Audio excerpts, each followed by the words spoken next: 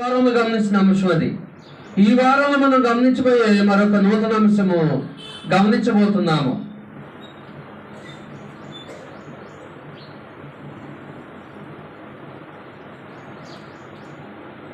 చాలా మంది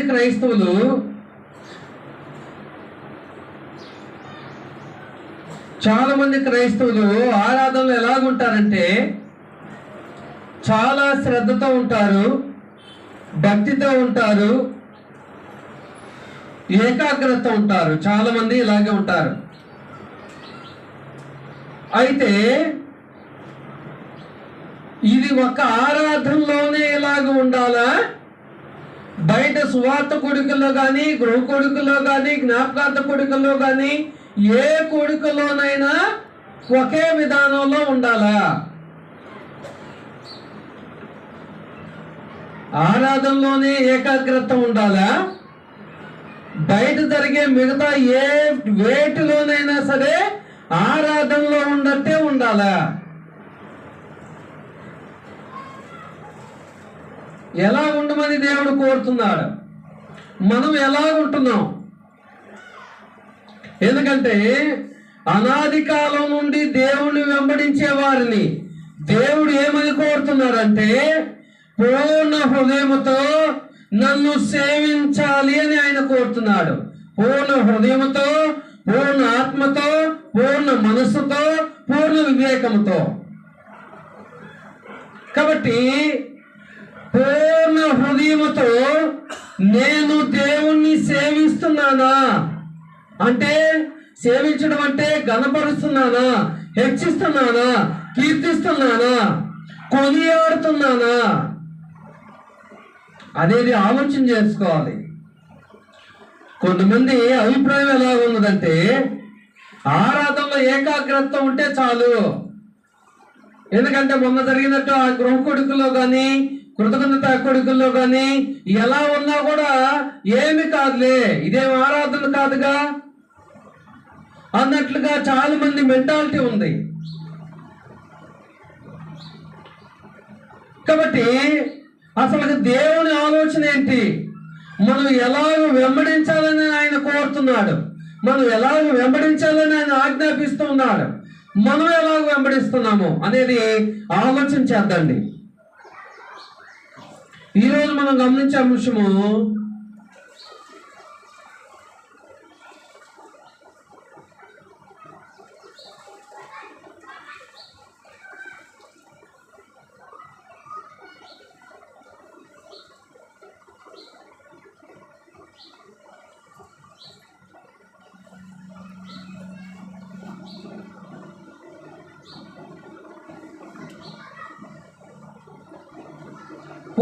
నీ పూర్ణ హృదయముతో సేవించుము. నీ పూర్ణ హృదయముతో సేవించుము. నిజంగా ఎంతమంది నిజంగా ఆయనను పూర్ణ హృదయముతో సేవిస్తున్నామనేది మనం ప్రశ్నించుకోవాలి. మనం ఏం చేసుకోవాలి? ప్రశ్నించుకోవాలి. ఉదాహరణకు పూర్ణము అనగా ఏంటిది? పూర్ణము అనగా ఏంటిదండి?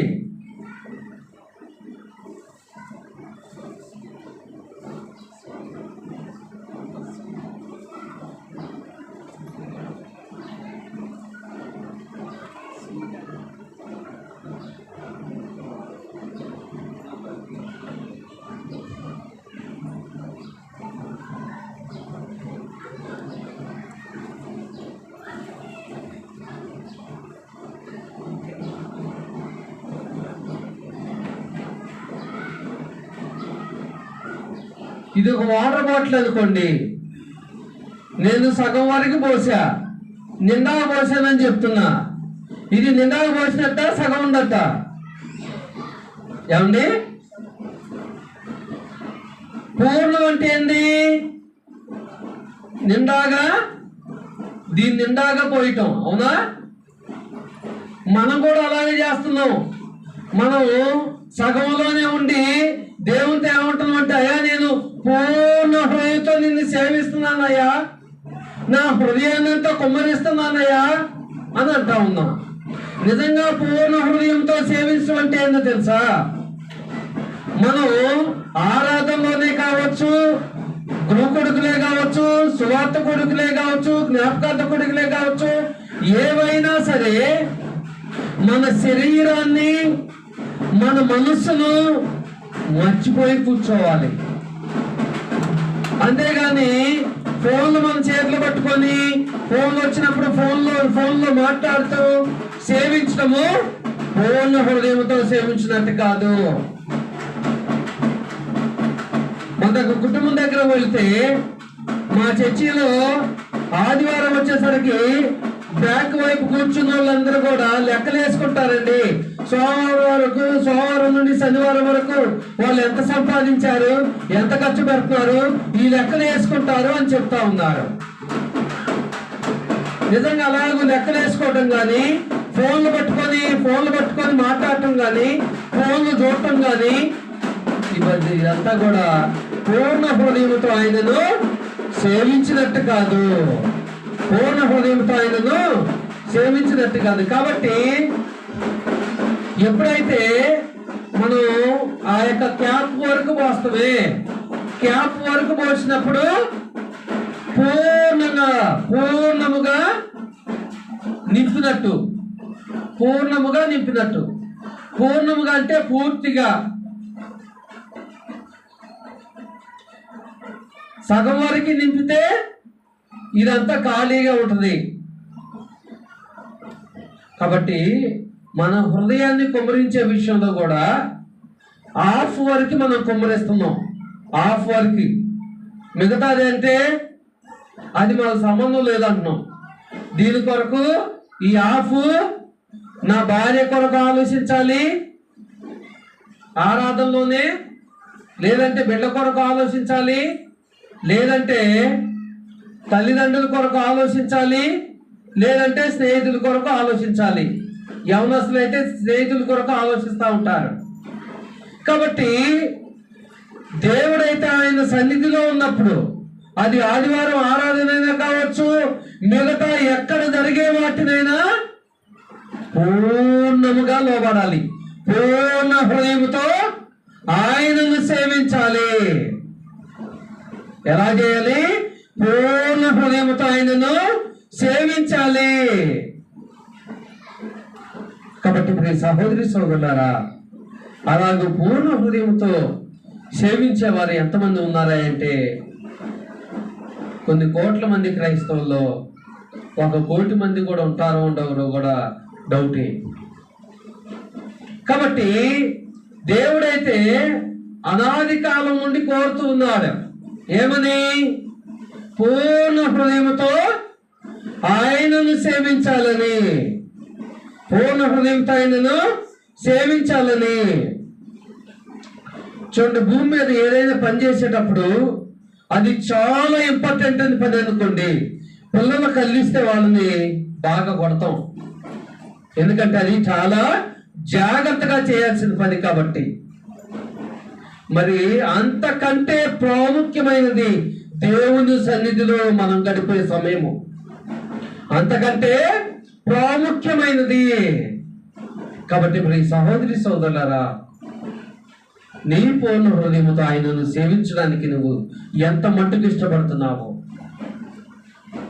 నీ పూర్ణ హృదయంతో ఆయనను సేవించడానికి నువ్వు ఎంత మట్టుకు సిద్ధపడుతున్నావు? ఎప్పటి వరకు నువ్వు దేవుణ్ణి ఆరాధించటి ఎన్ని ఆదివారాల్లో ఎన్ని మార్లు పూర్ణ హృదయంతో ఆయనను నువ్వు సేవించావు అనేది కూడా ఆలోచన చేసుకోవాలి మనం. ఎందుకంటే ద్వితీయోపదేశకాండము 4వ అధ్యాయం 29వ వచనాన్ని గమనిస్తే, ద్వితీయోపదేశకాండము 4వ అధ్యాయము పూర్ణ హృదయంతో సేవిస్తే ఏం జరుగుతుందో దేవుడు తెలియజేస్తున్నాడు. 4వ అధ్యాయం 29వ వచనము.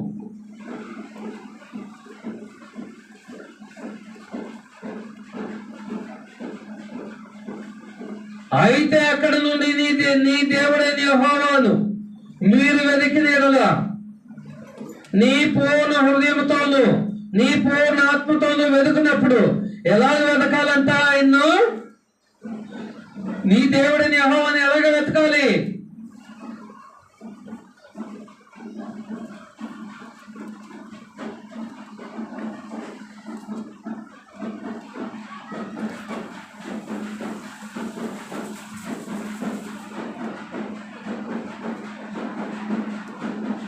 పూర్ణ హృదయముతో, పూర్ణ ఆత్మతో. నిద్రపోవద్దు. పూర్ణ హృదయముతో.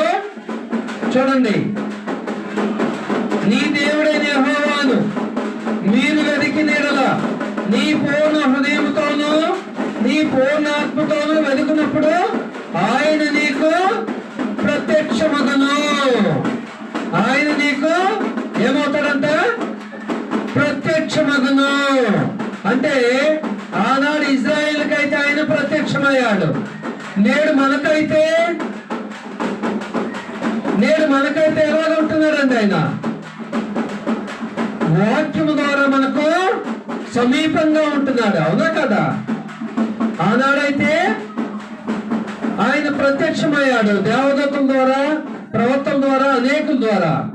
ఈనాడైతే మనకు వాక్యము ద్వారా ప్రత్యక్షమవుతూ ఉన్నాడు. మరి మనం నిజంగా పూర్ణ హృదయముతో, పూర్ణ ఆత్మతో ఆయనను వెతుకుతున్నామా? పూర్ణ హృదయముతో, పూర్ణ ఆత్మతో ఆయనను వెతుకుతున్నామా? మన హృదయం మీద చేయి వేసుకొని చెప్పాలి, నిజంగా నేను పూర్ణ హృదయముతో, పూర్ణ ఆత్మతో ఆయనను వెతుకుతున్నాను అని చెప్పగలిగిన వాళ్ళు ఎవరైనా ఉన్నారా? ఒకవేళ లేకపోతే ఇప్పటి నుంచైనా అలాగూ చెప్పడానికి, వెతకడానికి ప్రయత్నం చేయండి. ఒక బంగారం పోతే ఎలాగ వెతుకుతాం మనం? బంగారం పోతే ఎంతగా వెతుకుతాం? ఇల్లు మొత్తం జల్లెడబడతాం. అవునా కదా? భూతత్వం కూడా సరిపోద్ది అప్పుడు మన కళ్ళకు. కాబట్టి మనం ఎలాగ వెతకాలి ఆయన్ను? నా మొర ఆలకించట్లేదు ప్రజలు. ప్రతిరోజు ప్రార్థన చేసుకుంటా కానీ నా తలనొప్పి తీయట్లేదు, నా ఒళ్ళు నొప్పులు పోవట్లేదు అని చెప్తా ఉంటారు. నా బాధలు పోవట్లేదు. మన సహోదరి చెప్తుంది, నేను ఎప్పుడు ప్రార్థన చేసుకుంటా కానీ మా ఆయన తాగుడు మానట్లేదయ్యా. ప్రార్థన చేసుకోవటం సమస్య కాదు. పూర్ణ హృదయముతో, పూర్ణ ఆత్మతో హన్నా కుమ్మరించిందే తన ఆత్మను. అలాగూ కుమ్మరించాలి. ఎందుకంటే సహోదరులు బంగారం కొట్టని పోయినప్పుడు వాళ్ళ మనసు ఎంత ధ్యాస పెడతారంటే దాని మీద, ఆ సమయంలో వాళ్ళు కదిలించకూడదు. కదిలిస్తే చిరాకు పడతారు. ఎందుకంటే బంగారం అంటే అంత ఇష్టం. కాబట్టి అంత ఇష్టంగా హృదయాన్ని కుమ్మరించాలి. అంత ఇష్టంగా హృదయాన్ని కుమ్మరించాలి. కుమ్మరించగలుగుతున్నామా? వెతుకుతున్నామా? అసలు వెతకాలనే ఆలోచన వస్తుందా? వెతకడం అంటే ఏంది? వెతకడం అంటే ఏందండి? ఏ ఇంట్లో ఉండాలి వెతకటమా? మన ప్రతి సమస్య నిమిత్తము, మన ప్రతి బాధ నిమిత్తము ఆయనను వేడుకోవటము, ఆయనను సమీపించటము, ఆయన పాద సన్నిధికి రావటము. వెతకడం అంటే ఏంది? మన ప్రతి సమస్య నిమిత్తము, మన ప్రతి బాధ నిమిత్తము ఆయనను సమీపించటము. సమీపించడం అంటే అన్నం చూసి నేర్చుకోవాలి. అన్నం మాదిరిగా ఉంది. ఆనాడు హన్నా మొర ఆలకించిన దేవుడు ఈనాడు నీ మొర, నా మొర కూడా ఆలకిస్తాడు. కాకపోతే మనలో ఉన్న లోపం ఏంటంటే పూర్ణ హృదయముతో ఆయనను సేవించలేకపోతాము. పూర్ణ హృదయంతో ఆయనను సేవించలేకపోతున్నాం. ఎవరి బిడ్డలైతే ఫోన్ లేకుండా ఆయనను ఆరాధించలేకపోతున్నారు, ఫోన్ లేకుండా ఆ స్వార్థ కొడుకుల్లో కానీ గృహ కొడుకుల్లో కానీ పాల్గొనలేకపోతున్నారు. కాబట్టి నీ పూర్ణ హృదయంతో, పూర్ణాత్మతో ఆయనను వెతకాలి. అప్పుడు ఆయన నీకు సమీపంలోనే ఉంటాడు.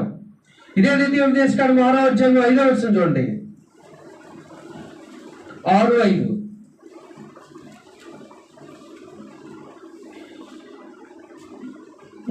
చూడండి. ఇశ్రాయేలు వినుము, మన దేవుడైన యెహోవా ద్వితీయుడగు యెహోవా, నీ పూర్ణ హృదయముతోను, నీ పూర్ణ ఆత్మతోను, నీ పూర్ణ శక్తితోను నీ దేవుడైన యెహోవాను ప్రేమింపవలెను. ఎలా ప్రేమించాలంట ఆయన్ను?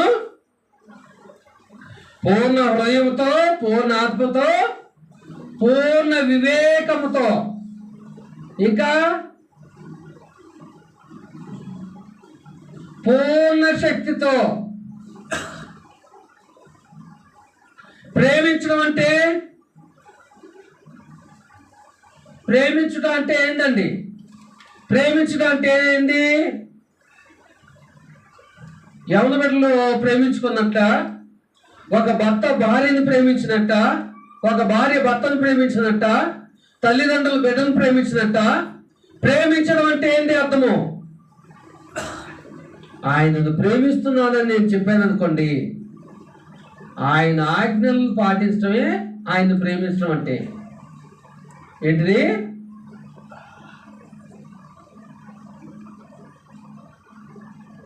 ఆయన ఆజ్ఞలను పాటించడమే ఆయనను ప్రేమిస్తున్నానని. ఇప్పుడు చెప్పండి, ఎంతమంది దేవుణ్ణి ప్రేమిస్తున్నారు?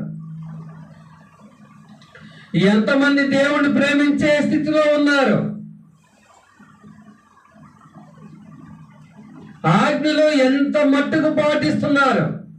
ఆ పాటించే విషయంలో కూడా ఎవరో వెనుకుండి నెడితే పాటిస్తున్నారా?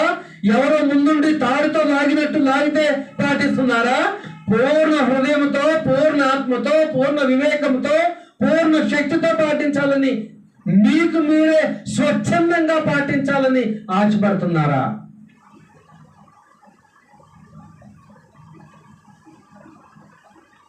సంఘంలో కొంతమంది ఉంటారు, సంఘ కార్యక్రమాల కొరకు వాళ్ళకి ఫోన్ చేయాల్సిన అవసరం ఉండదు. కొంతమంది ఉంటారు 20 సార్లు చేయాలి, కొంతమంది ఉంటారు 10 సార్లు చేయాలి. అంటే ఫోన్ చేయాల్సిన అవసరం లేదన్నలో ఎలాగుంటారు? వాళ్ళు పూర్ణ హృదయంతో, పూర్ణ ఆత్మతో, పూర్ణ వివేకంతో ఆయనను సేవిస్తున్నారు, సేవించాలనే తలంపును కలిగి ఉన్నారు. మిగతా వాళ్ళు అలాంటి తలంపు లేదు. కాబట్టి ఇప్పుడు సహోదరి సోదరులరా, నీ పూర్ణ హృదయంతో, నీ పూర్ణ ఆత్మతో, నీ పూర్ణ వివేకముతో, నీ పూర్ణ శక్తితో ఆయనను ప్రేమించాలనేది ఈ ఆజ్ఞ ఎప్పటిది? పాత నిబంధన కాలంలోది. మరి పాత నిబంధన కాలంలో ఇశ్రాయేలుకే అలాంటి ఆజ్ఞ ఇచ్చాడంటే, పాత నిబంధన కంటే శ్రేష్టమైన నిబంధనలో ఉన్న నీవు నేను ఇంకా ఎంతగా ప్రేమించాలి ఆయనను? అంటే ఇంకా ఎంతగా ఆయన ఆజ్ఞలు పాటించాలి? పాటించగలుగుతున్నామా? ఆరాధన విషయానికి వద్దాం. ఇజ్రాయెల్ అయితే 2 దినాలు, వారానికి 2 దినాలు కేటాయించారు ఆయనను ఆరాధించడానికి. ఇజ్రాయెల్ వారానికి 2 దినాలు కేటాయించారు. 2 దినాలంటే వారానికి 168 గంటలుంటే 48 గంటలు కేటాయించారు. మరి మనం క్రొత్త నిబంధన చట్టంలో మనం 48 గంటలు దేవుడు ఎరుగు, కనీసం ఒక 3 గంటలని కేటాయించడానికి ఇష్టపడుతున్నామా? 3 గంటలను కేటాయించడానికి ఇష్టపడుతున్నామా? ఇజ్రాయెల్ ఎలాగో 48 గంటలు కేటాయించారు తెలుసా మీకు? నిర్గమకాండం 20వ అధ్యాయంకి వెళ్తే మీకు అర్థమవుతుంది. వాళ్ళకి దేవుడిచ్చిన ఆజ్ఞ ఏంది? విశ్రాంతి దినం ఎప్పుడు? వాళ్ళకి శనివారము. సిద్ధపాటు దినం ఎప్పుడు? శుక్రవారము. అంటే వాళ్ళు శుక్రవారము, శనివారం ఎలాగుండాలి? దేవుని కొరకు సమయాన్ని కేటాయించాలి. అవునా? శుక్రవారం అంతా కూడా సిద్ధపాటు దినము. ఆ రోజు శనివారము విశ్రాంతి నాన్న దేవుని ఆరాధించుకోవడానికి శుక్రవారమే వాళ్ళ పనిబాట్లన్నీ చక్కబెట్టుకోవాలి. మరి ఈవేళ చాలా మంది దేవుని ఆరాధించడానికి రాలా. కారణం ఏంటంటే ఆదివారము 2 గంటలు గంటన్నర కూడా కేటాయించలేని దౌర్భాగ్యమైన స్థితిలో వాళ్ళు ఉన్నారు. కాబట్టి ఇప్పుడు సహోదరి సహోదరులారా, పాత నిబంధన కాలంలోనే దేవుడు నీ పూర్ణ హృదయంతో, నీ పూర్ణ ఆత్మతో, నీ పూర్ణ వివేకముతో ఆయనను ప్రేమించాలని కోరుతున్నాడు. ఆయనను ఏం చేయాలంటే మనము ఇక్కడున్న మనందరం కూడా మరి ఇలాగూ ప్రేమిస్తున్నామా అనేది ఒకసారి మనం మన్నం చేసుకోవాలి. ఇంకా మనం ఇదే ద్వితీయోపదేశకాండం 10వ వచనాన్ని గమనించండి. 10:12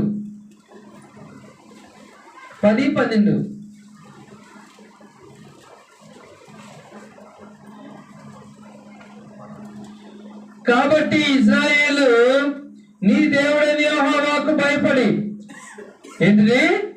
కాబట్టి ఇశ్రాయేలు నీ దేవుడైన యెహోవాకు భయపడి ఆయన మార్గములన్నిటిలో నడుచుచు ఆయనను ప్రేమించి నీ దేవుడైన యెహోవాను నీ పూర్ణ మనసుతోను నీ పూర్ణాత్మతోను సేవించి. మనం ఆయనను పూర్ణ హృదయంతో సేవిస్తున్నామంటే ఆయన మార్గములన్నిట్లో నడవాలంట.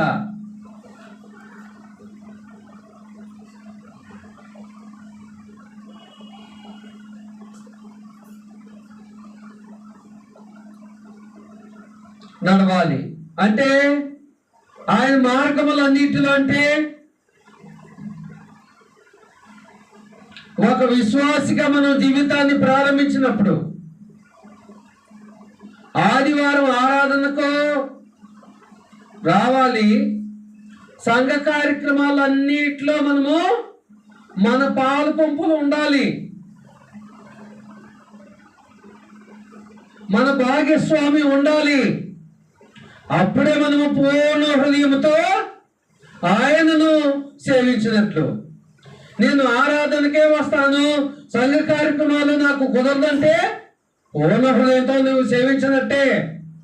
నువ్వు ఆరాధనను ఎంత పరిశుద్ధంగా ఆరాధించినా, ఎంత నీతిగా ఆరాధించినా మిగతా వాటి పరిస్థితి ఏంటి? అవన్నీ దేవునికి సంబంధించినవి కావా? అవన్నీ దేవునికి చెందినవి కావా? వాటి ద్వారా దేవునికి మహిమ వచ్చేవి కావా? సంఘ కార్యక్రమాలు అంటే ఏంటి? ఆరాధన దేవునికి మహిమ వచ్చేది, సంఘ కార్యక్రమాలు అన్నా దేవునికి మహిమ వచ్చేవి. కాబట్టి అదే మొట్టమొదటిగా బాటిల్ చూపించానే, సగం వరకే మనం నింపి ఫుల్గా నింపామనుకుంటున్నాము.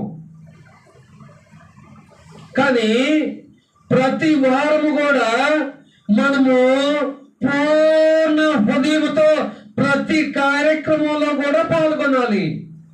అప్పుడే మనకు సంపూర్ణంగా ఆశీర్వాదాలు, అప్పుడే మనకు సంపూర్ణంగా ఆశీర్వాదాలు, అప్పుడే మనము ఆయన చెప్పిన మార్గములన్నిటిలో నడిచినట్టు. అప్పుడు నడిస్తే, ఆయన చెప్పిన మార్గములన్నిటిలో నడిస్తే మన ప్రతి అవసరాన్ని ఆయన ఏం చేస్తాడు?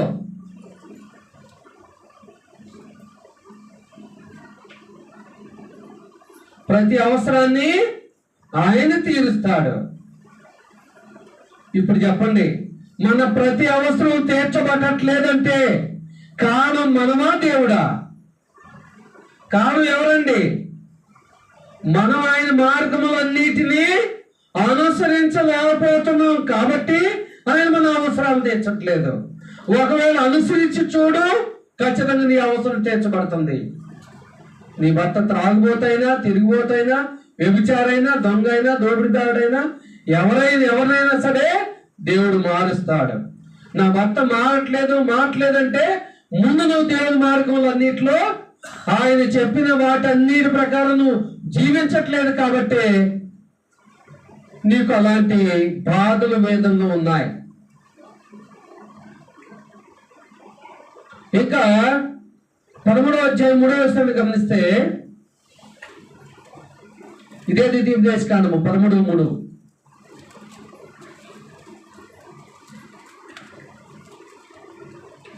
3వ వచనంలో 2వ భాగం నుంచి చూడండి. మీ దేవుడైన యెహోవాను మీ పూర్ణ హృదయముతోను మీ పూర్ణ ఆత్మతోను ప్రేమించుచున్నారో లేదో తెలుసుకొనుటకు మీ దేవుడైన యెహోవా మిమ్మును పరీక్షించుచున్నాడు.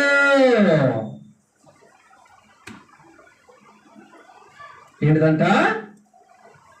మనల్ని ఏం చేస్తున్నాడంట? ఆయన ఏం చేస్తున్నాడండి? పరీక్షిస్తున్నాడంట. ఎందుకు?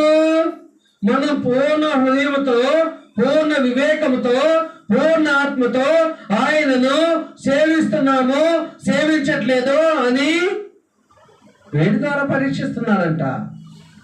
ఎలాగ పరీక్షిస్తున్నాడు? మనకు శ్రమల ద్వారా, శ్రమలను పెట్టి, మనకు శ్రమలను పెట్టి.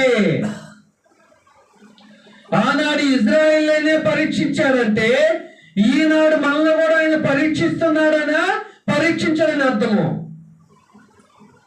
మరి ఆ పరీక్షలో నువ్వు పాస్ అవుతున్నావా?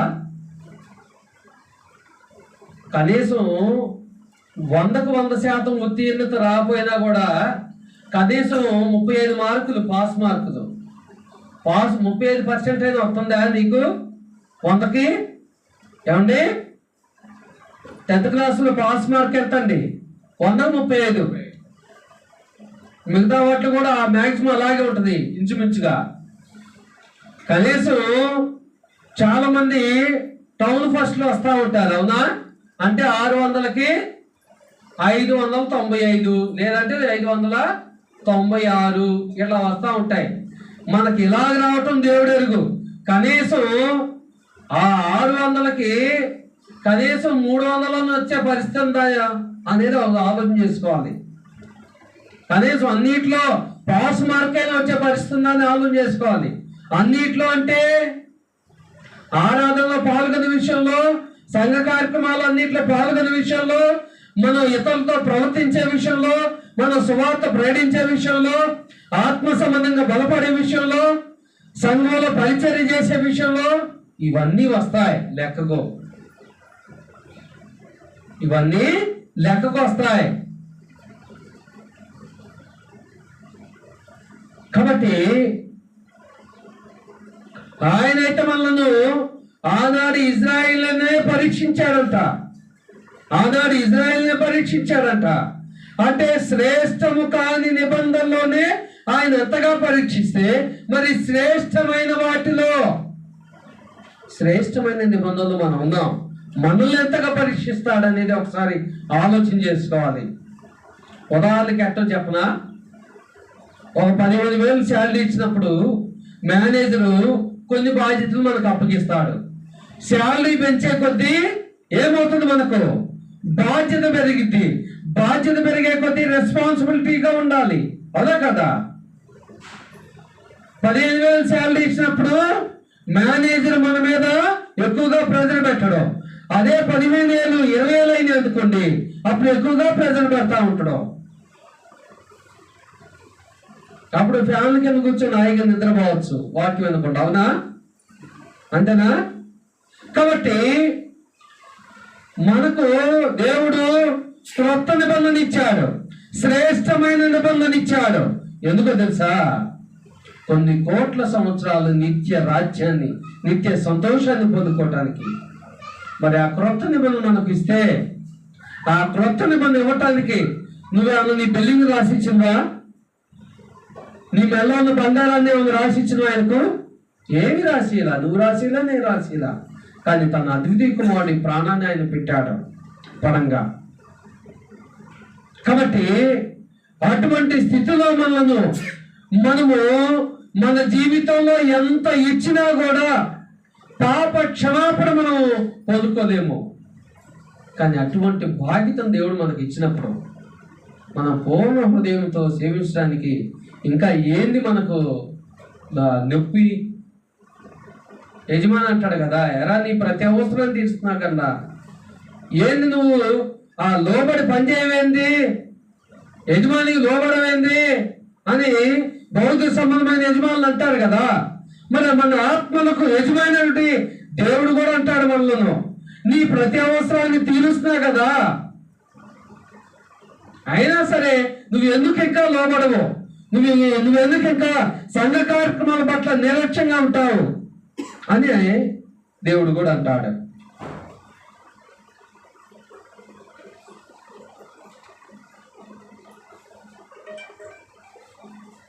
నాలుగవ నుండి, మీరు మీ దేవుడిని యెహోవాకు లోబడి ఆయనకే భయపడి ఆయన ఆజ్ఞలు అనుసరించి ఆయన మాట విని ఆయనను సేవించి ఆయనను హత్తుకొని ఉండవలను.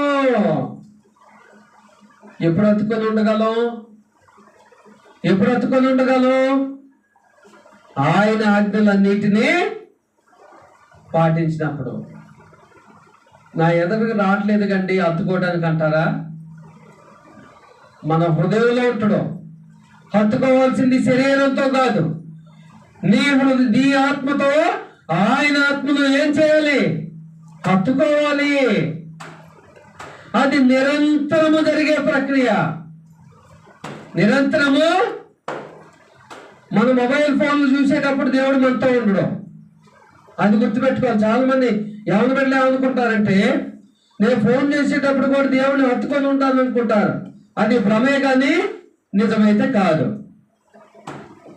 అయితే పూర్ణ హృదయంతో సేవిస్తే, వెదిగితే, ప్రేమిస్తే, హత్తుకుంటే వచ్చే ఆశీర్వాదాలు ఏందో తెలుసా? చాలా గొప్పగా ఉంటాయి.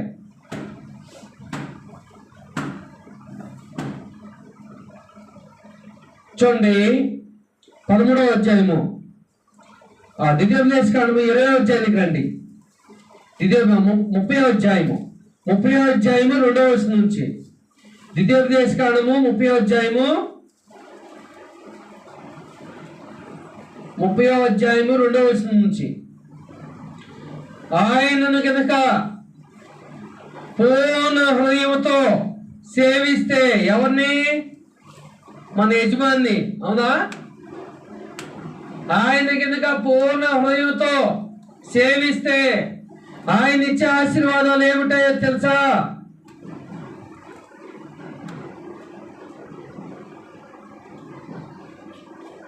ఆశీర్వాదాలు ఏమయ్యాయో తెలుసా? 2వ వచనం నుంచి రండి. సమస్త జన్మల మధ్యన వాటిని జ్ఞాపకం చేసుకొని నీ దేవుడిని యెహోవా వైపు తిరిగి, నేడు నేను నీకు ఆజ్ఞాపించు సమస్తమును బట్టి నీ పూర్ణ హృదయముతోను నీ పూర్ణ ఆత్మతోను ఆయన మాట నీవును నీ సంతతి వారును విని నేడలా. ఎవరెవరైనాలంట? కుటుంబంలో యజమానులుగా నేను ఒక్కడినింటే చాలా? ఎవరెవరైనాలండి? నీవును నీ సంతతి వారును. నీవును నీ సంతతి వారును. ఈనాడు భర్త వస్తే భార్య రాడు, భార్య వస్తే భర్త రాడు, ఇద్దరు వస్తే బిడ్డలు రారు, బిడ్డలు వస్తే తల్లిదండ్రులు రారు. మరి నీవును అంటే ఎంతమంది కుటుంబంతో సహా వచ్చి దేవుని ఆరాధించగలుగుతున్నారు? ఎంతమంది కుటుంబంతో సహా వచ్చి దేవుణ్ణి ఆరాధించగలుగుతున్నారు? కారణం ఆరాధించట్లేదంటే కారణం ఏమైంది? ఆరాధన కంటే నాకు ఉద్యోగమే ముఖ్యము, ఆరాధన కంటే వ్యాపారమే ముఖ్యము, ఆరాధన కంటే లోక కార్యాలైనా నాకు ముఖ్యము అని నీ భర్త అంటున్నప్పుడు, నీ భార్య అంటున్నప్పుడు, నీ బిడ్డలు అంటున్నప్పుడు వారిని గద్దించే బాధ్యత నీకు లేదా? వారిని దేవుని సన్నిధికి నీతో పాటు తీసుకొచ్చే జ్ఞానం నీకు లేదా? ఆ బాధ్యత నువ్వు చేపట్టలేకపోతున్నావా? ప్రియ సహోదరి సహోదరుడు, ఒకసారి ఆలోచన చేసుకో. నీ పూర్ణ హృదయంతో ఆయనను సేవిస్తే, ఆయన ఇజ్రాయిల్ అయితే చెరలో నుండి విడిపించాడు.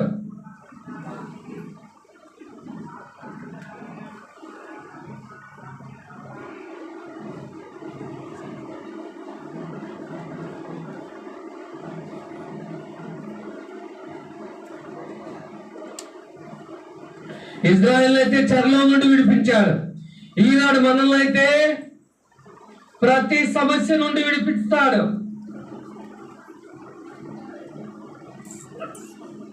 ప్రతి సమస్య నుండి విడిపిస్తాడు. ప్రతి సమస్య నుండి విడిపించట్లేదంటే ఎప్పటివరకు చెప్పుకున్న విషయాలు మనం లోపం కలిగి ఉన్నామని. ఇంకా నువ్వు గనక పూర్ణ హృదయంతో ఆయన సేవిస్తే, ఇజ్రాయిల్ అయితే వారి పితరుల దేశాన్ని మనలో వారికి ఇచ్చాడు. వారి పితరులు నివసించిన దేశాన్ని మరలా వారికి ఇచ్చాడు.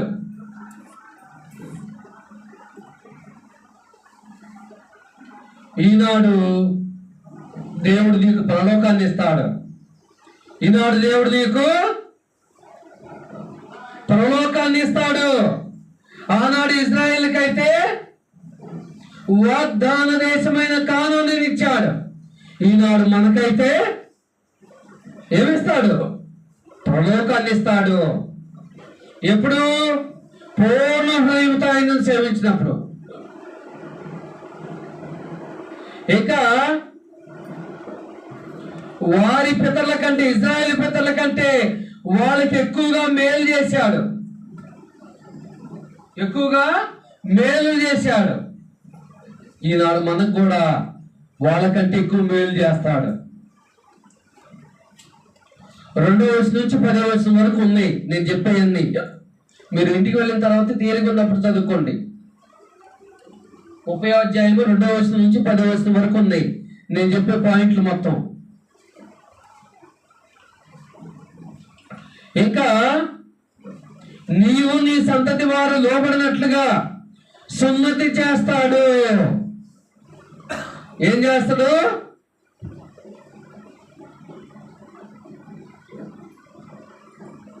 వారి హృదయాలకు సున్నతి చేస్తానంట.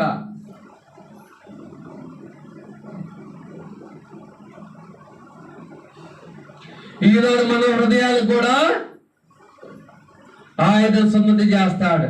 అంటే హృదయానికి సున్నతి అంటే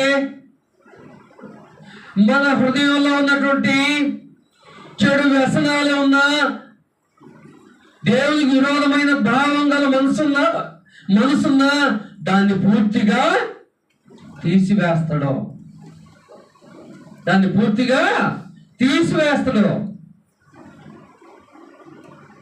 ముఖ్యంగా సీరియల్ చూసే మనసు లేకుండా చేస్తాడు. ఒకవేళ చూడాలనుకున్నప్పుడు ఆ స్విచ్ ఆన్ చేసుకున్నప్పుడు కరెంట్ లేకుండా చేస్తాడు దేవుడే. ఏమైనా మంచి ప్రోగ్రాంలు వచ్చేటప్పుడు చూడాలనుకున్నా కూడా కరెంట్ లేకుండా చేస్తాడు దేవుడు. అప్పుడు మనం కరెంట్ వాడిని తిట్టుకుంటాం. అవునా? తిట్టుకోకూడదు. మన అవిధేయతని గుర్తించాలి. ఇంకా నిన్ను ద్వేషించు వారి మీదకు, ఇజ్రాయేలీయులను ద్వేషించు వారి మీదకు శాపాలు ఇచ్చాడు. శాపాలు పంపించాడు ఆయన. ఇజ్రాయేలును ద్వేషించు వారి మీదకు శాపాలు పంపించాడు. ఈనాడు నువ్వు గనక పూర్ణ హృదయంతో ఆయనను సేవిస్తే, నిన్ను ఎవరు ద్వేషించినా సరే వారి మీద కూడా శాపాలు పంపిస్తాడు. అంతేగాని అయ్యా నేను టీవీ చూడాలనుకున్నా, ఇప్పుడే కరెంటు వాడు తీసిండు, వాడిని నాశనం చేయని ఎన్నిసార్లు ప్రార్థన చేసినా కూడా దేవుడు నాశనం చేయడం.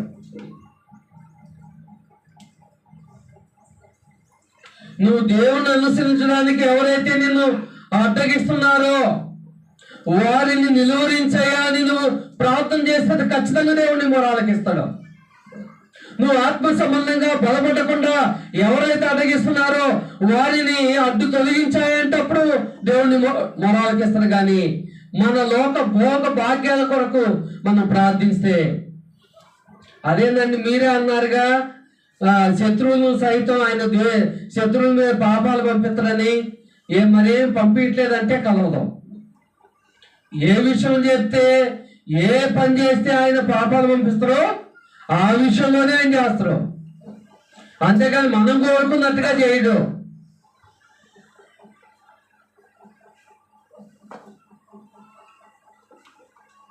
ఇంకా నీ చేతి పనుల మీద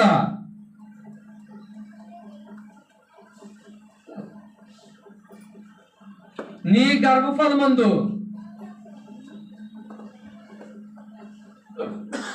నీ భూపంటనందు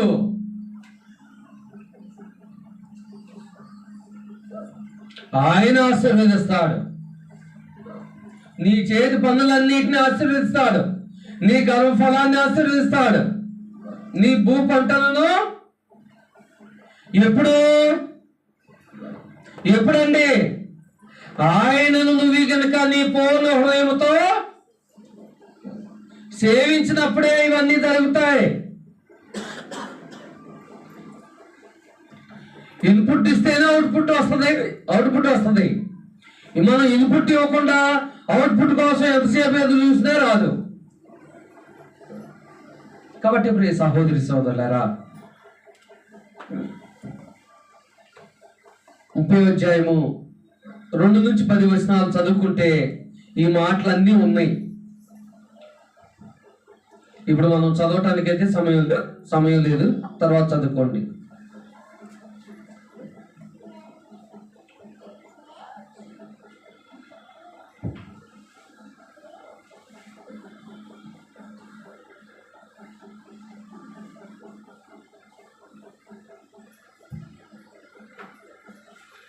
అయితే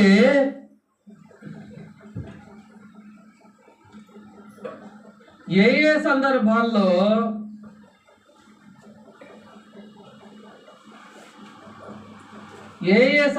ఆయన పూర్ణ హృదయంతో సేవించాలి, ఏ సందర్భాల్లో ఆయన పూర్ణ హృదయంతో సేవించాలి?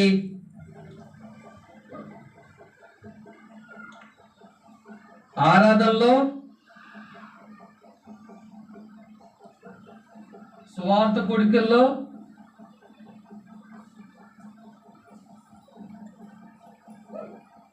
గృహ కొడుకుల్లో, స్త్రీల కొడుకులో, బైబిల్ తరగతిలో, జ్ఞాపకార్థ కొడుకులో,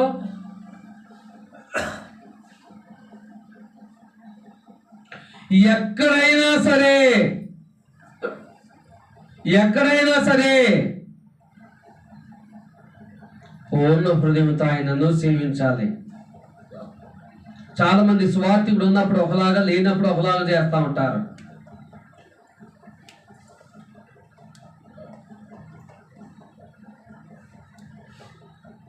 ఆరాధనలు అయితే ఖచ్చితంగా ఎదురుగానే ఉంటాం కదా.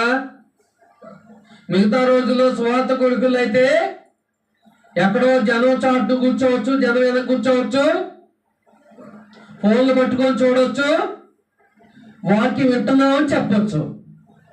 అది పూర్ణ హృదయంతో సేవించినట్టు కాదు. ఎందుకంటే ఎక్కడ కూడికలైనా సరే దేవుడు ఉంటాడు. అక్కడ ఆయన నామాన్ని మహింపరిచే ప్రతి చోట ఆయన ఉంటాడు.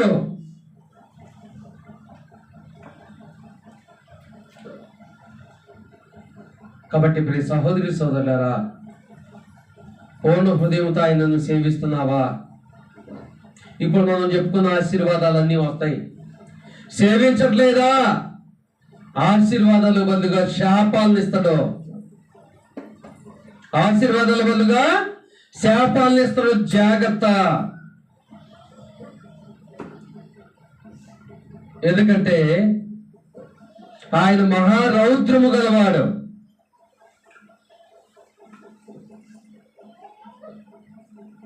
కాబట్టి ఆలోచన చేసుకోవాలి. మనం దేవుణ్ణి సేవించడానికి వస్తున్నామంటే మన ఫోన్ మనకు గుర్తుండకూడదు, మన శరీరం మనకు గుర్తుండకూడదు, మన సమస్యలు మనకు గుర్తుండకూడదు, మన బాధలు మనకు గుర్తుండకూడదు, మన కుటుంబం మనకు గుర్తుండకూడదు. అవునా కదా?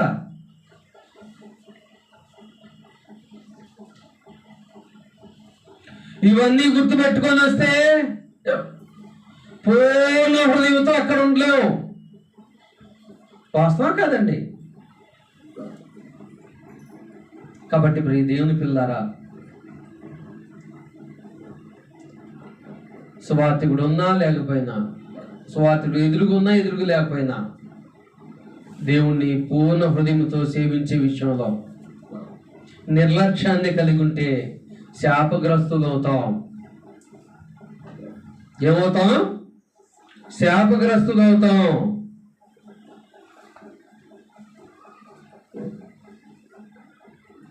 కాబట్టి పూర్తిగా దేవుని సన్నిధికానికి మనం వచ్చామంటే అది ఆదివారం ఆరాధన కావచ్చు, మిగతా ఎక్కడైనా కావచ్చు, మనల్ని మనమే మర్చిపోవాలి. ఆ కాసేపు మనల్ని మనమే మర్చిపోవాలి. అప్పుడే నువ్వు నిజంగా పూర్ణ హృదయంతో ఆయనను సేవించినట్టు. ఎలాగో? పూర్ణ హృదయంతో ఆయనను సేవించినట్టు. కాబట్టి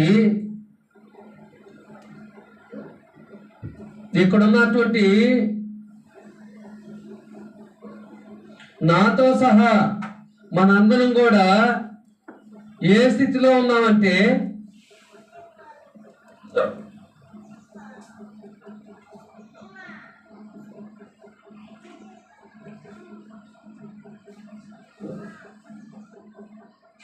మనందరం కూడా ఇంకా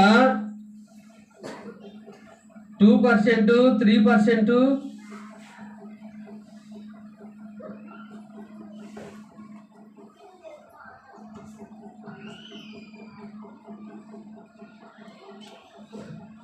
నాతో సహా మనందరం కూడా ఇంకా 3%, 2% దగ్గర ఆగుతున్నాం.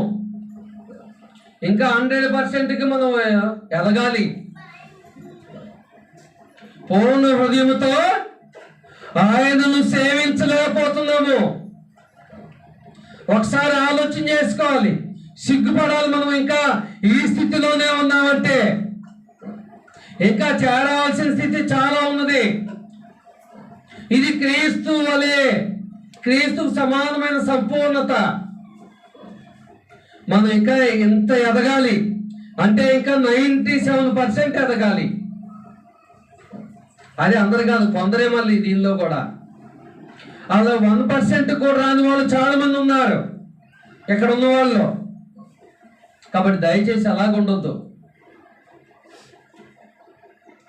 2024 సంవత్సరం మన జీవితంలోకి వచ్చి 7వ నెల సగం అయిపోయింది.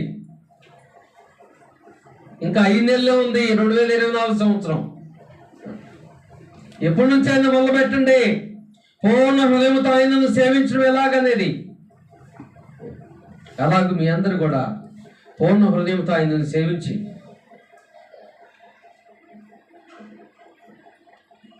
ఆయన ద్వారా వచ్చే ప్రతి ఆశీర్వాదాన్ని పొందుకోవాలని మీ అందరికీ ప్రేమతో తెలియజేసుకుంటాం. ఇప్పటివరకు ఓపికతో కూర్చొని వాక్యం ఏంటంటే మీ అందరికీ కూడా ప్రభు పేట వందనాలు తెలియజేస్తున్నాను.